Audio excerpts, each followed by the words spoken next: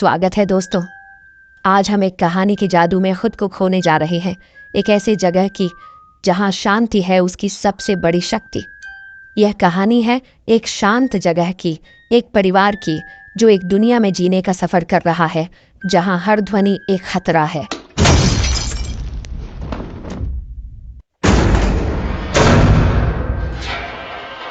उन्हें बचाने के लिए वे खामोश रहते हैं, हर ध्वनि को ध्यान से सुनते हैं, क्योंकि एक गलती उनकी आखिरी हो सकती है।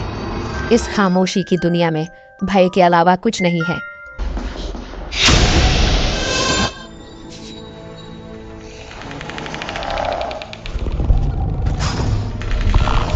कुछ डरावने एलियंस ने ग्रह पर कब्जा कर लिया है और अधिकांश मानव आबादी को मार डाला है।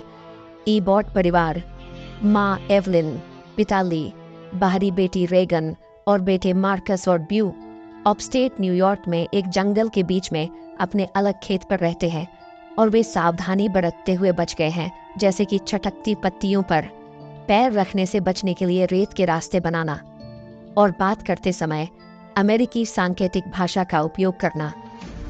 जब परिवार खाने का सामान लेने के लिए पास के शहर में जाता है तो ब्यू को एक खिलौना अंतरिक्ष यान मिलता है, लेकिन ली उसे चालू करने पर होने वाले शोर के कारण उसे वहीं छोड़ देता है। जैसे ही वे जाने के लिए तैयार हो रहे थे, रेगन ने चुपके से उसे खिलौना वापस दे दिया, लेकिन उसकी बैटरी के बिना। जब वे चले जाते हैं, ब्यू बिना किसी को बताए बैटरियां वापस ले लेता है। घर वापस लौटते समय ब्यू अंतरिक्ष यान चालू करता है जो शोर करना शुरू कर देता है। लगभग तुरंत ही ली के पहुंचने से पहले ब्यू को पास के एक एलियंस मार देता है।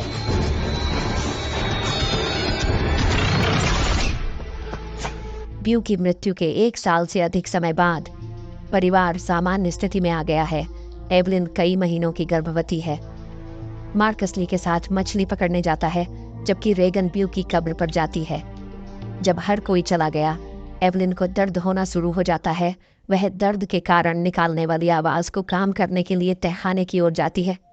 वह गलती से एक कील पर पैर रख देती है और एक फोटो फ्रेम को तोड़ देती है, जिससे क्षेत्र में आसपास के जीव सतर्क हो जाते हैं। दर्द में अपने आंसुओं को रोकते हुए एवलिन एक स्विच चालू करने के लिए तहखाने में प्रवेश करती है, जिससे घर के चारों ओर की लाइटें लाल हो जाती हैं।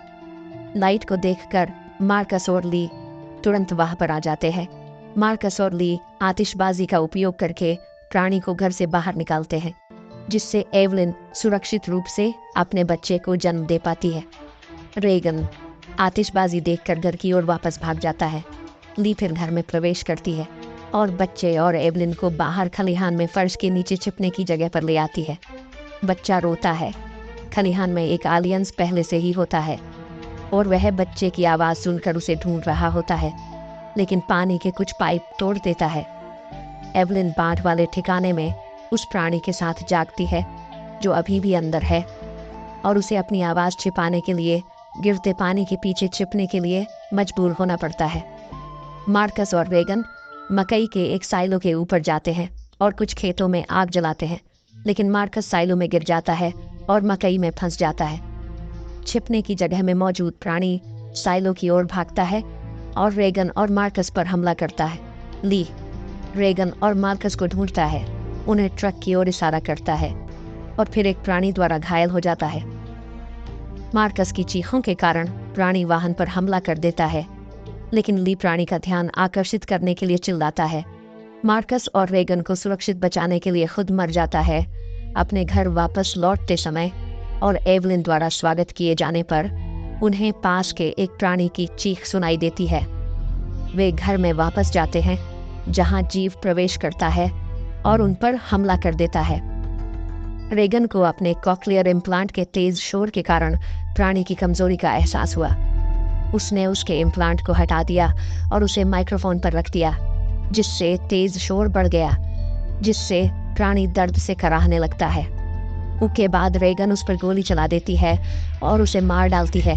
यहीं पर यह फिल्म खत्म हो जाती है। दोस्तों, कैसी लगी आपको फिल्म की कहानी? हमें कमेंट करके ज़रूर बताना।